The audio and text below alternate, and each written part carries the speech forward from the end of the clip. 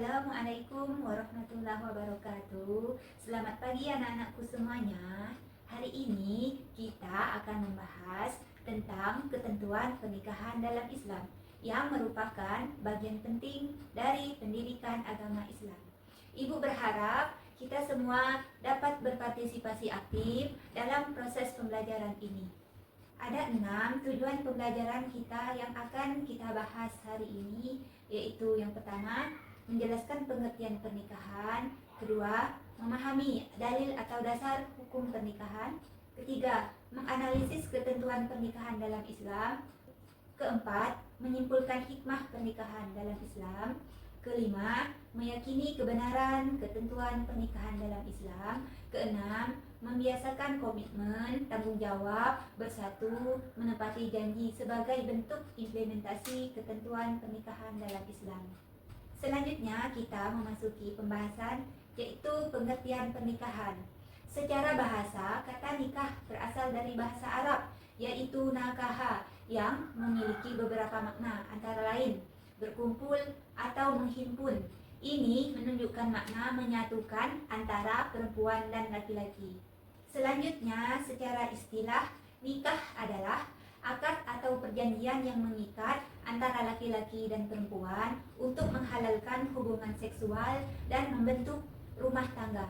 Kedua, ikatan yang sah secara agama untuk menghalalkan pergaulan antara laki-laki dan perempuan yang bukan mahram, yang menimbulkan hak dan kewajiban di antara keduanya.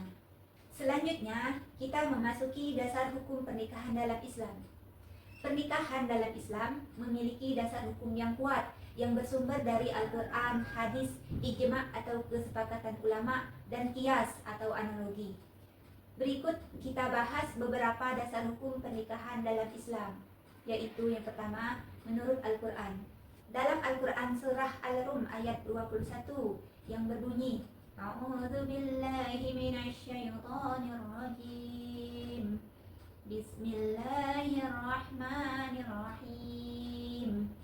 Wa min ayatihi an khalaqa lakum min anfusikum azwajan litaskunu ilaiha wa ja'ala bainakum mawaddatan wa rahmah. Inna fi dzalika laayatil liqaumin yatafakkarun. Artinya, dan di antara tanda-tanda kekuasaannya adalah Dia menciptakan untukmu dari dirimu sendiri istri-istri untuk kamu tinggal bersama mereka, dan Dia menjadikan di antara kamu rasa kasih sayang dan cinta. Sesungguhnya pada yang demikian itu benar-benar terdapat tanda-tanda bagi kaum yang berfikir. Selanjutnya menurut hadis Bukhari dan Muslim yang berbunyi, wa qala alaihi salatu wassalam, an-nikahu sunnati faman raghiba an sunnati falaysa minni. Artinya, nikah adalah sunnahku, barang siapa membenci sunnahku, maka ia bukan termasuk golonganku. Selanjutnya kita memasuki pembahasan menganalisis ketentuan pernikahan dalam Islam. Ada 7 ketentuan pernikahan dalam Islam, yaitu yang pertama, pernikahan adalah sunnah Rasulullah yang sangat dianjurkan bagi umat Islam yang mampu. Kedua, pernikahan memiliki tujuan mulia, antara lain ialah menciptakan keluarga yang sakinah, mawaddah, dan warahmah. Ketiga, melaksanakan perintah Allah Subhanahu wa Ta'ala. Keempat, menjaga kehormatan diri dan keturunan.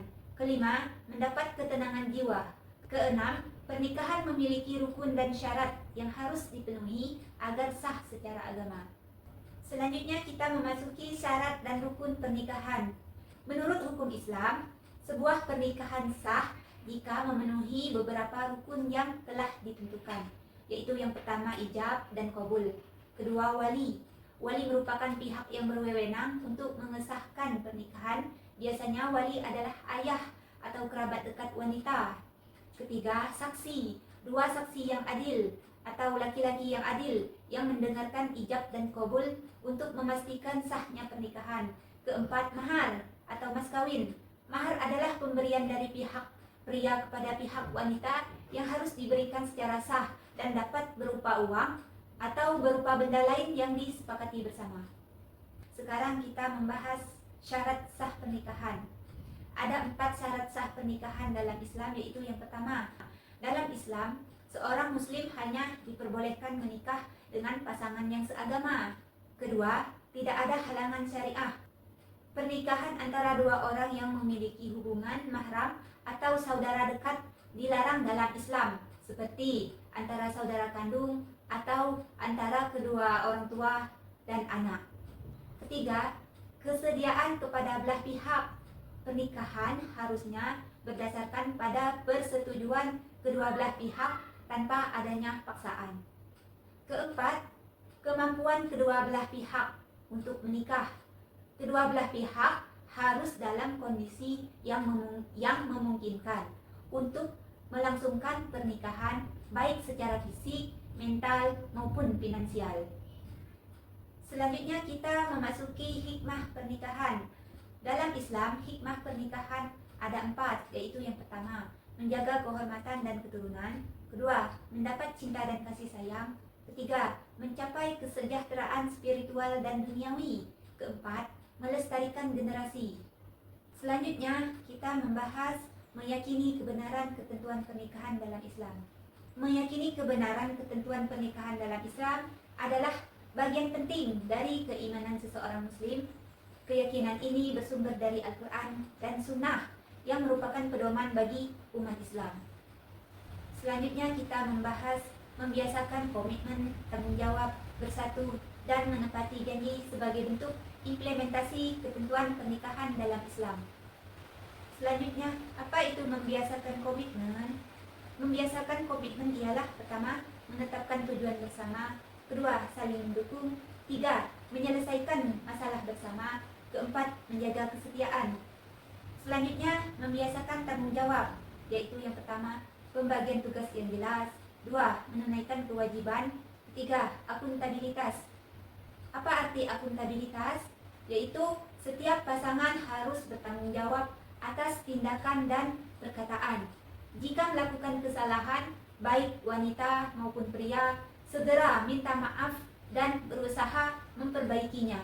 Selanjutnya, membiasakan bersatu, yaitu pertama, saling menghormati. Kedua, musyawarah. Ketiga, kerjasama. Dan keempat, melakukan kegiatan bersama. Terakhir, membiasakan menepati janji, yaitu yang pertama, kejujuran. Artinya, selalu berkata jujur, terbuka pada pasangan. Hindari berbohong atau menyembunyikan informasi penting. Kedua, menepati janji kecil. Ketiga, menjaga rahasia. Jaga rahasia rumah tangga dan hindari membocorkan informasi pribadi pada orang lain. Selanjutnya, kesimpulan. Dalam Islam, pernikahan bukan hanya sekedar ikatan duniawi, tetapi juga merupakan ibadah yang sangat dianjurkan.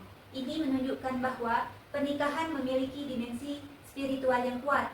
Dalam Islam, menetapkan rukun dan syarat yang jelas untuk sahnya pernikahan, seperti adanya calon suami dan istri, wali nikah, saksi, serta ijab dan kabul. Ketentuan ini bertujuan untuk menjaga keabsahan pernikahan dan melindungi hak-hak semua pihak yang terlibat. Pernikahan dalam Islam bertujuan untuk membentuk keluarga yang sakinah, mawaddah, dan warahmah, tenang, penuh cinta dan kasih sayang. Selain itu, pernikahan juga bertujuan untuk menjaga kesucian diri, mendapat keturunan yang saleh dan salehah, serta meningkatkan ibadah kepada Allah Subhanahu wa Ta'ala. Pernikahan membutuhkan komitmen, tanggung jawab, persatuan, dan kemampuan untuk menepati janji dari kedua belah pihak. Nilai-nilai ini menjadi pondasi penting dalam membangun rumah tangga yang harmonis dan langgeng. Baiklah anak-anakku, hanya itu yang dapat Ibu sampaikan. Semoga anak-anakku semua dapat memahami apa yang telah Ibu sampaikan. Ibu akhiri, wabillahi taufiq wal hidayah. Wassalamualaikum warahmatullahi wabarakatuh.